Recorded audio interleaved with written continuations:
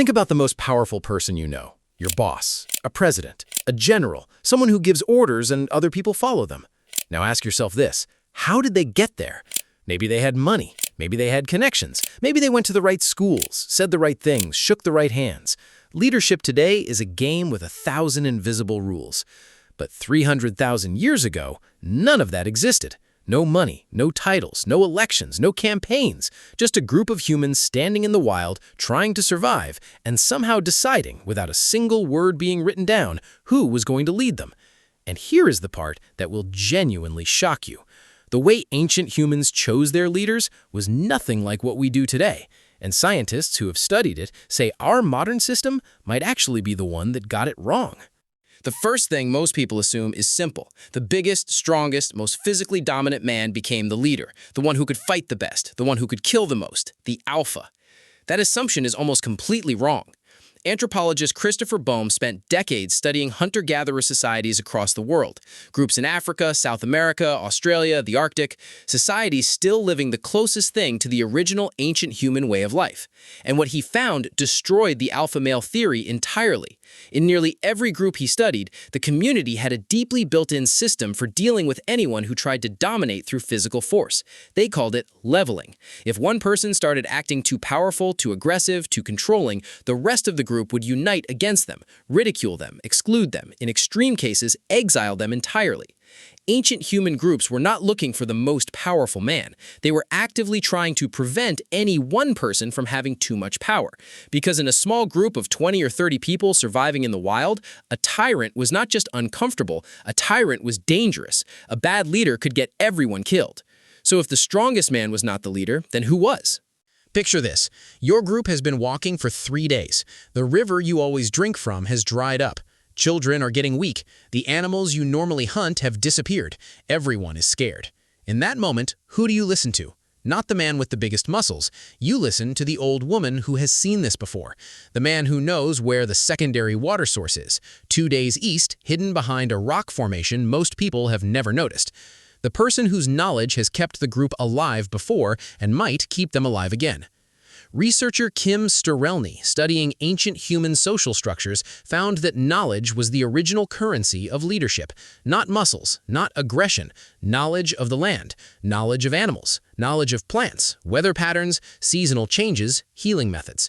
The person who held the most useful knowledge held the most influence, and unlike physical strength, which fades with age, knowledge only grows. This is likely why elders held such enormous power in ancient groups. They were not respected simply because they were old, they were respected because they had survived more, seen more, and learned more than anyone else in the group. But knowledge alone was still not enough. There was a second quality that mattered even more, and it is one that almost no modern leader actually has. In 2012, a team of researchers led by psychologist Joseph Henrich published a landmark study on how leadership actually emerged in early human societies. They analyzed dozens of hunter-gatherer groups across multiple continents, and they found one quality that appeared in virtually every respected leader across every group they studied: generosity. Not generosity as a performance, not generosity to buy loyalty, genuine, consistent, costly generosity. The person who ate last when food was scarce, the person who gave away the best cut of meat from a hunt, the person who stayed up through the night tending to a sick group member even when they were exhausted. Ancient humans watched each other constantly. In a small group with nowhere to hide, your real character was always visible. You could not fake generosity for long. Either you actually gave or you did not. And the people who genuinely, repeatedly gave of themselves, their food, their energy, their time, their knowledge, were the people everyone naturally turned to when a decision needed to be made. Henrich's team also found something that cuts right to the heart of modern leadership. Ancient leaders had almost no formal power. They could not force anyone to do anything. If the group disagreed with a decision, they simply did not follow it. Leadership was entirely built on voluntary trust. The moment a leader stopped earning that trust, the leadership was over. No title could save you. No office could protect you. Only your actual behavior, day after day, kept you in front. There was no ceremony, no vote, No announcement. Ancient human leadership did not happen in a single dramatic moment. It emerged slowly, invisibly, through 1,000 small moments that everyone in the group was watching and remembering. The man who stayed calm when a predator came into camp at night while others panicked. People remembered that. The woman who found water when everyone else had given up searching. People remembered that. The elder who resolved a violent argument between two young men without anyone getting hurt. People remembered that. Leadership in the ancient world was simply a reputation, a living record of how you had behaved in difficult moments. And that reputation was maintained not through power, but through continued service to the group.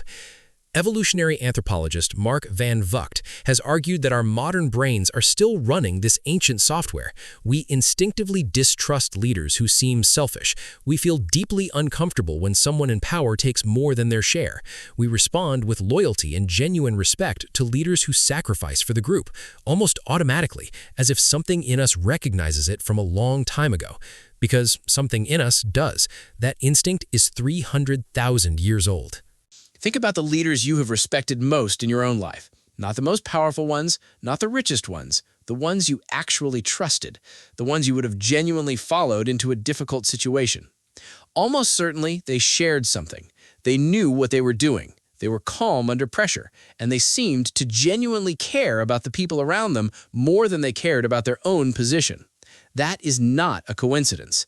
That is your ancient brain recognizing the exact same qualities it has been looking for in a leader for hundreds of thousands of years: knowledge, composure, generosity.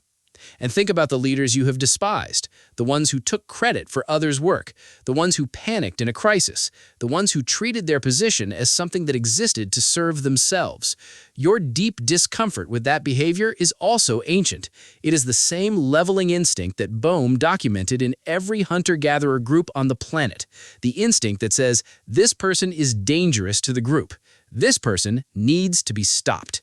Ancient humans did not choose leaders with ballots or boardrooms or bank accounts. They chose them the same way you choose who to trust in your own life, by watching what a person actually does when it matters.